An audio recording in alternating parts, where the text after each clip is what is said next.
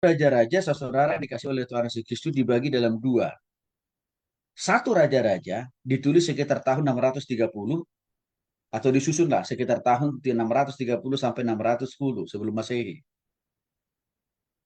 Di mana dalam hal ini menceritakan masa pemerintahan Raja Yosia, di mana sebagian besar teks awal telah disusun. Cuman Yeremia lebih menyusun lebih sistematis. Ini juga menjadi dasar sebenarnya kenapa di dalam perkembangan kemajuan kekristenan kitab raja-raja dibagi menjadi dua bagian besar, yaitu kitab satu raja-raja dan dua raja-raja. Karena masa penyusunan yang dilakukan oleh Yeremia memang itu tidak berlangsung dalam kurun waktu yang sama. Nah, ini salah satu pembuktiannya. Tahap yang kedua, dalam hal ini penyusunan kitab dua raja-raja, saudara. Ya, ditulis antara tahun 560 sampai 540 selama masa pembuangan di Babel. Kitab ini sudah disuting. Disuting itu dalam bahasa sederhananya sudah diverifikasi lah bahasa kerennya sekarang. Ya, kebenaran, keakuratan isi dari informasi itu sendiri. Dan baru selesai tuntas ya dibentuk di sekitar tahun 560 sampai dengan 540. Nah, ini dasarnya pembagian kitab satu raja-raja dan dua raja-raja. Nah, pengirim atau saya katakan tadi penulis atau sama juga dengan istilahnya penyusun lah. Diyakini Nabi Yeremia. Ya, alamat yang dituju pembaca awal dari kitab ini sudah pasti bangsa Israel. Di mana waktu itu mereka sedang mengalami pembuangan di Babel karena ketidaktaatan. Ya, setelah kejatuhan Yerusalem pada tahun 586 sebelum Masehi. Tapi jangan lupa, saudara, kitab ini sudah barang tentu juga menjadi sangat penting buat kita di zaman modern ini. Ya, apa? Menjadi pembelajaran supaya kita tidak lagi jatuh lagi, jatuh lagi, jatuh lagi, jatuh lagi, jatuh lagi, jatuh lagi terus di dalam dosa, dosa, dosa, dan dosa. Maka ini alasannya selalu saya katakan Bapak Ibu, harusnya kita orang percaya di zaman modern ini yang sudah berulang kali membaca, memahami, mempelajari, mendalami Alkitab, ketaatan kita kepada Tuhan, kesetiaan kita kepada Tuhan, kesempurnaan totalitas hidup kita di hadapan Tuhan, harusnya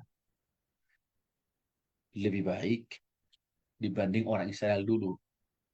Karena orang Israel tempo dulu mereka belum ada model, belum ada contoh, belum ada keteladanan. Tapi kita sekarang, kita bisa baca, pahami, dan mengerti contoh-contoh yang salah di Alkitab, akibatnya ini. Contoh-contoh yang taat sama Tuhan, hasilnya berkatnya ini. Sebenarnya ini lebih menguntungkan buat kita dibanding orang Israel tempo dulu sebenarnya. Tetapi lagi-lagi saudara dikasih oleh Tuhan Yesus Kristus tetap terbolak-balik lagi kehidupan orang Kristen di zaman sekarang. Yang tidak ada ubahnya, tidak ada bedanya seperti orang Israel. Tetap aja hobinya jatuh dalam dosa lagi. Maka saya katakan tadi pagi, sebenarnya Tuhan ini rindu sekali untuk selalu lebih, lebih, lebih, lebih memberkati kita. Tapi kita selalu senang yang memilih jalan yang bengkok alias jalan yang serong. Makanya kita ini seringkali senang cari gara-gara dengan Tuhan. Tapi kalau sudah dihajar Tuhan, wah, aku dosanya aku dosanya luar binasa sampai air mata berubah jadi air bah. Tapi besok kambuh lagi. Itu kira-kira Bapak Ibu ya. Nah, itu salah satu signifikansi pembelajaran kitab satu raja-raja dan dua raja-raja bagi kita di zaman sekarang. Maka ini tetap menjadi bagian penting yang perlu kita pelajari dan juga kita hidupi. Nah, memang kitab satu dua raja-raja menjawab pertanyaan-pertanyaan yang seringkali menjadi pergumulan bangsa Israel pada masa itu. Di mana mereka sering bertanya, mengapa Allah membiarkan hal itu terjadi?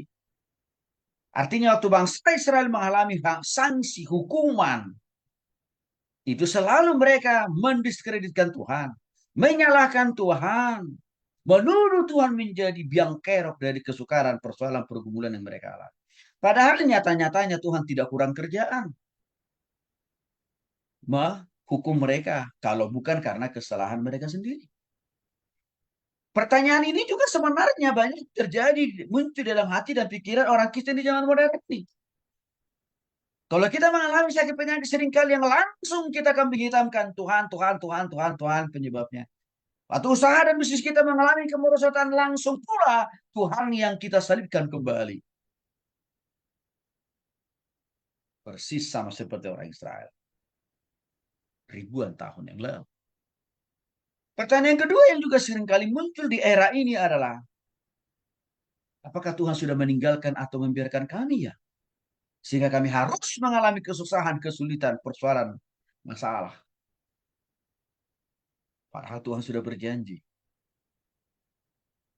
Mulai dari kakek nenek moyang mereka, Abraham, bahwa Tuhan tidak pernah membiarkan meninggalkan dalam situasi apapun. Tetapi yang menjadi faktor penyebab mereka harus mengalami kerumitan, kesusahan, kesulitan hidup itu. Justru karena mereka sendiri yang seringkali meninggalkan Tuhan. Persis lagi-lagi sama dengan kekristenan kita di zaman ini. Kita terlalu mudah mengambil kesimpulan waktu masa persoalan pergumulan itu datang. Tuhan sudah tidak sempurna lagi. Persis seperti anak kecil kita ini sering di hadapan Tuhan. Kita yang tidak taat, akibatnya kita kena hukum, tapi Tuhan yang selalu kita salahkan. Itu kan model-model karakter anak kecil kan begitu Bapak Ibu. Atau kemauannya tidak dituruti, langsung papa, mama nggak sayang saya lagi. Itu tuh. Seperti itulah pola pikir karakter orang Israel tempo dulu, juga orang Kristen di zaman sekarang. Lalu pertanyaan berikutnya seringkali juga berulang disampaikan oleh mereka kepada Tuhan adalah, masih ada nggak sih Tuhan itu? Coba ini Bapak ini. Masih ada Tuhan itu? Karena pertanyaan ini juga sering kita sampaikan kepada Tuhan. Waktu dua kita, menurut perspektif kita sudah terlalu amat dan lama kita duakan dan kita nantikan. Lalu karena belum ada jawaban, mulai kita bertanya, makin benar nggak sih Tuhan itu ada? Lagi-lagi intinya pertanyaan ini adalah pertanyaan mendiskreditkan atau juga pertanyaan yang menyudutkan Tuhan sebenarnya. Padahal letak persoalan doa kita tidak mudah didengar apalagi dijawab Tuhan bukan karena Tuhan sudah tuli, apalagi pikun. Udah baca Bapak Ibu Yesaya pasal 59.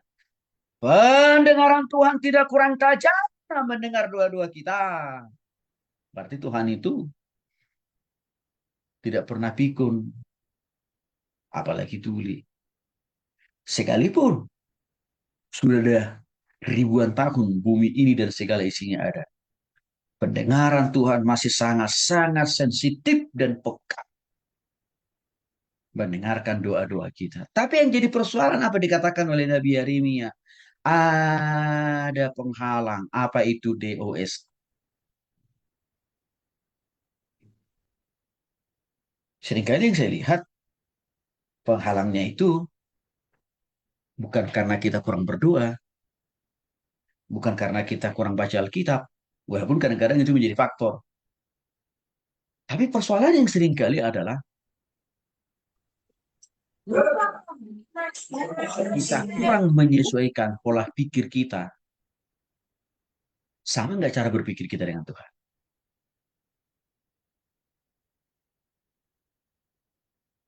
Contoh aja di salah satu. Cara berpikir kita beda dengan Tuhan, walaupun kita cara berdoanya udah benar. Tapi cara berpikir kita tetap bengkok dengan berbeda bertolak belakang dengan Tuhan. Ini jadi masalah. Contoh, ya misalkan, kan kita tahu Alkitab sudah memberikan konfirmasi. Cara Tuhan menjawab doa itu jelas, ya.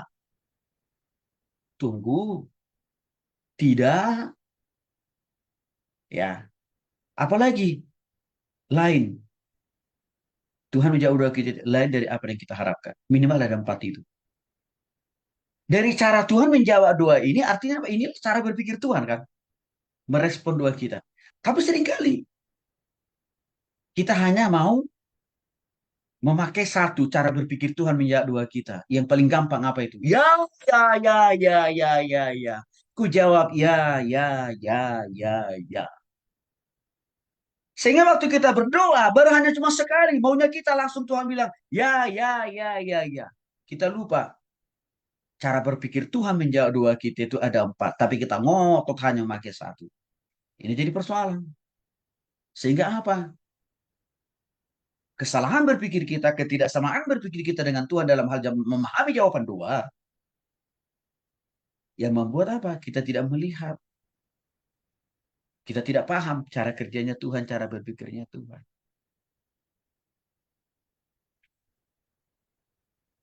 Ini salah satu contoh saja Bapak Ibu. Itu baru cara berpikir dalam hubungannya dengan doa. Masih banyak lagi yang seringkali kita berbeda dengan Tuhan. Apa? Cara hidup. Berdoanya udah benar. Berimannya udah benar. Beribadahnya udah benar. Melayaninya sudah benar. Tapi hidup kita masih berbeda jauh dengan Tuhan.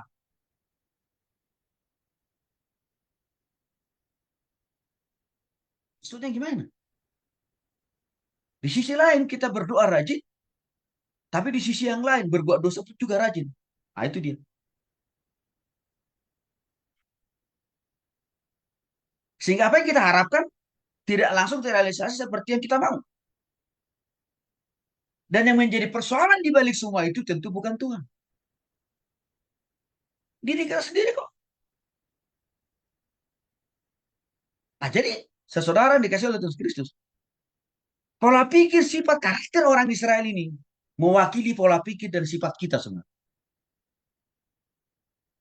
Walaupun kita sudah hidup di zaman modern, tapi nggak pernah berbeda cara berpikir kita, perilaku kita, sifat kita dengan orang Israel awal yang sudah ribuan tahun.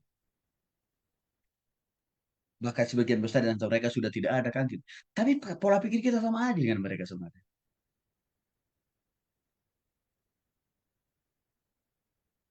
Maka itulah menjadi salah satu dasar amat penting banget loh kitab satu raja-raja ini buat kita juga. Relevan banget. Maka ini perlu kita pahami, perlu kita dalami, dan juga kita perlu mengevaluasi cara berpikir, cara hidup kita. Supaya tidak muncul pertanyaan-pertanyaan yang selalu menyudutkan, mendiskreditkan, bahkan menuduh Tuhan sebagai biang kerok dari semua masalah, persoalan, pergumulan yang kita alami. Kitab satu Raja-Raja memiliki pasal 22, sebanyak 22 pasal. Kitab satu Raja-Raja. Ayatnya 816. Sedangkan kitab dua Raja-Raja memiliki 25 pasal dan 719 ayat. Memang bisa dikatakan kitab satu dua Raja-Raja termasuk salah satu kitab terpanjang. Selain masih ada kitab Mazmur yang juga lebih panjang lagi dari kitab Raja-Raja. Tapi ini termasuk kategori kitab terpanjang juga kitab satu dan dua Raja-Raja ini. Maka saya kira wajar kalau pembagian atau pengklasifikasian kitab satu dua Raja-Raja ini menjadi penting saya kira sih. Karena eranya masa-masa yang sedang diceritakan dijelaskan dalam kitab satu Raja-Raja dan kitab dua Raja-Raja juga berbeda. Nah, mari kita lebih dalam lagi